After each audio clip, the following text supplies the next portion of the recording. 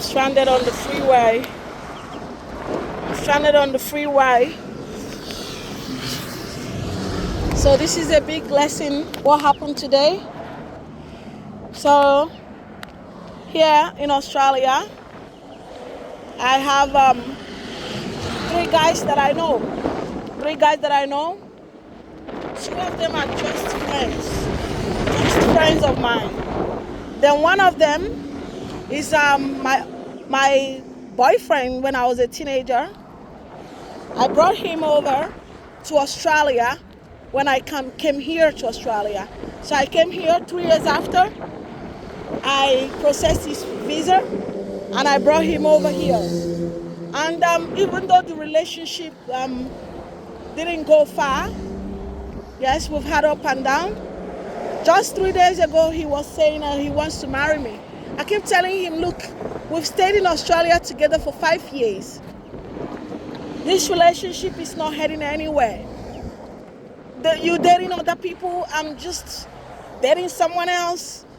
And we've been trying to move on. You've been, within the 5 years, I've only dated one person, but this guy has dated up to 7 or 6 different women intermittently, and this is a real score.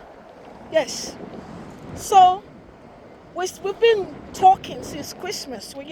He came around in Christmas time.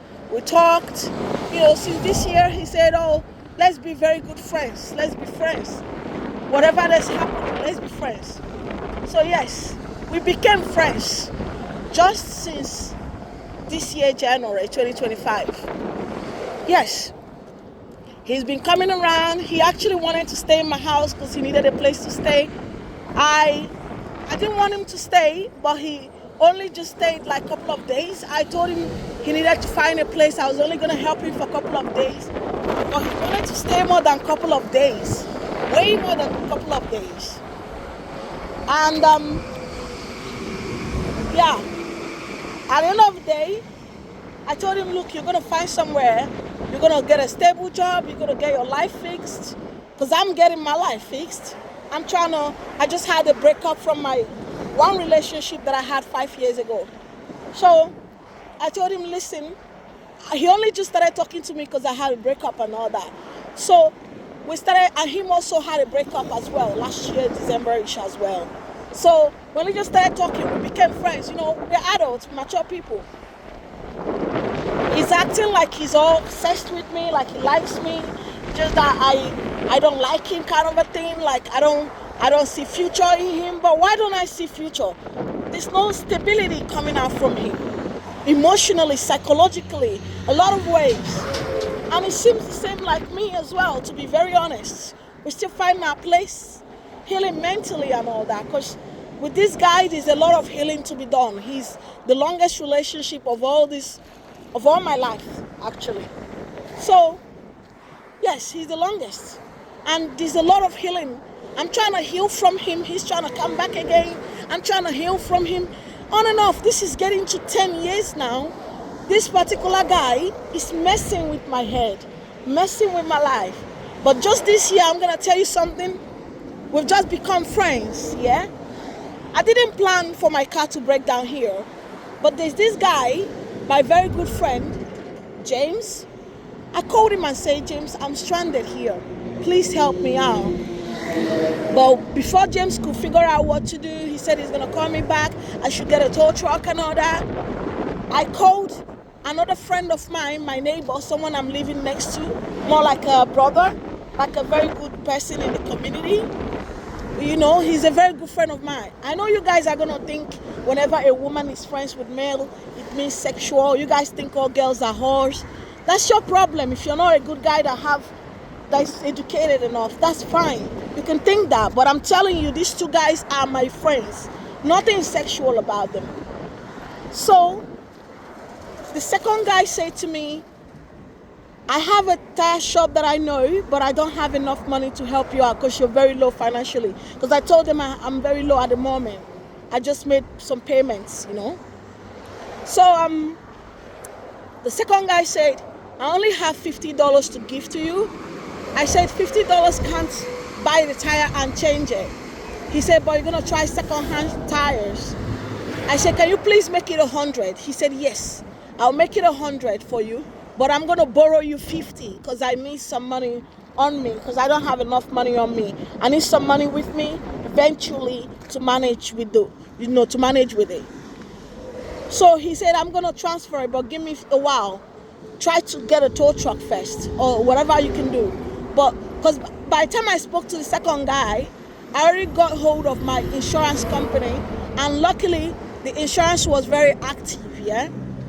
The insurance company said they're coming to get me off the road. So from that point was where I was telling him I needed to just buy the tire. Instead of towing the car to my home, I need to tow it straight to the tire shop and buy a tire. He said he's going to send me $100. Then the initial guy that I called, James, but before these two guys, I've been calling Christian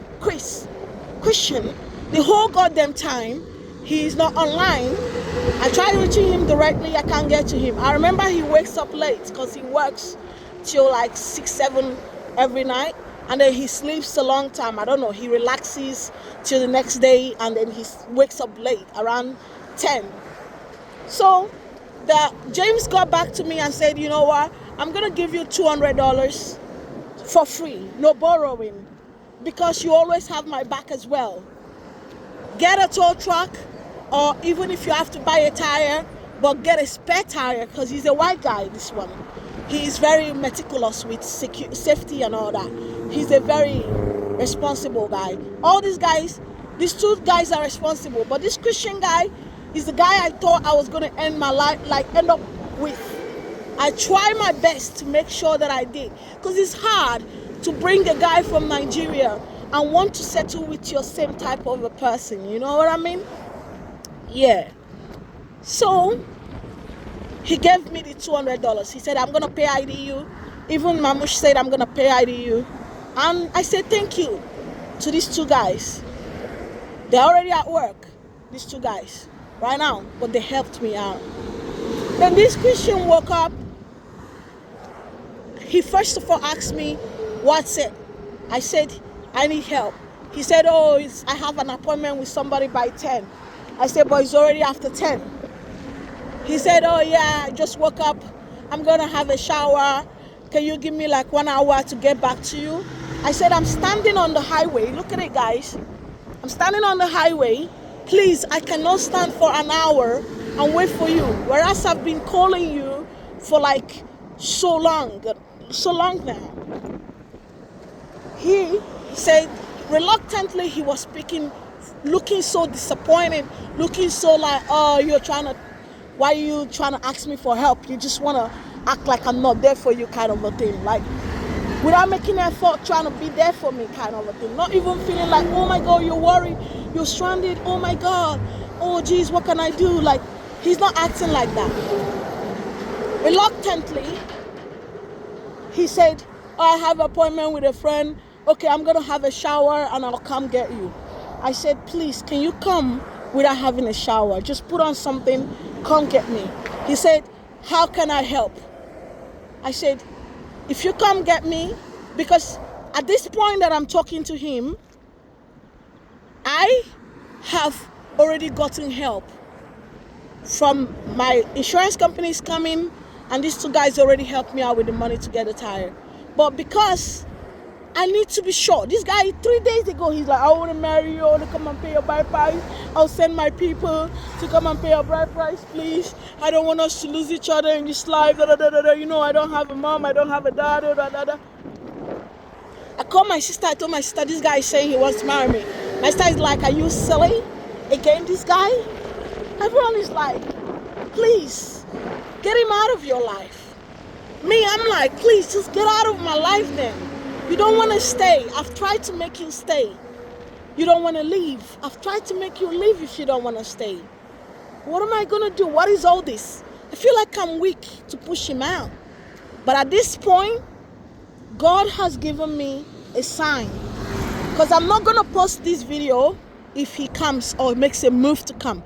If he calls me and says, I'm on the way, I tell him, come to the house. I've already got a way to the house. And I will not post this video. But if I post this video, Guys, guess what? I have gotten a full confirmation that I need. His few things he left in my house, I will pick them up, call the police, and hand them over those things of his.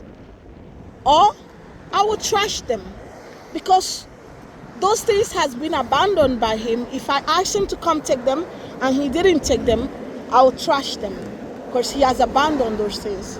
And I'll get every way that I can get to get him out of my life for good. So if I post this video, guys, I am getting a toxic, ungrateful, selfish, and very unkind person out of my life for good. And I'm moving on with my life, for real, for real. And I know God got my back, and I'll be all right. Yes, I'll be all right. I'm standing on the road, should be standing hopeless.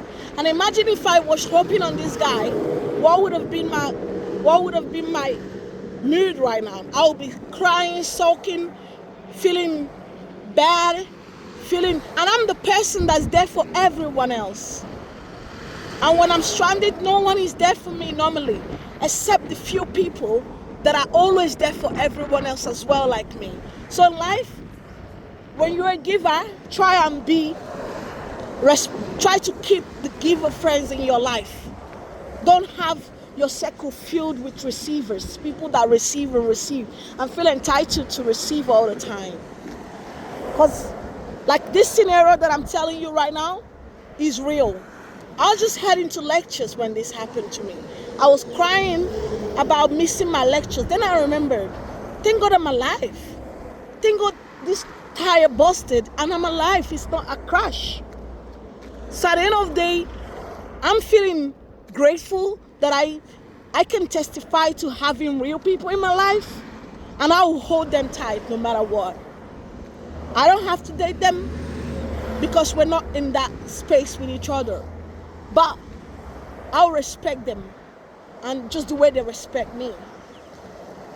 But this guy, Cushion, the way he hung up, I don't think he's there for me. So that's my tow truck coming. The truck is here, and that's the end of the video, guys. See you next time. I will make another video to let you know what happened eventually. Thank you, guys. The Lord we serve is alive. The devil wants to take me this morning, but he can't take me, because God got my back. And thank God for this testimony today. So here we go, guys. I'm heading home with my life intact and gratitude on my lips for God. Thank you, guys.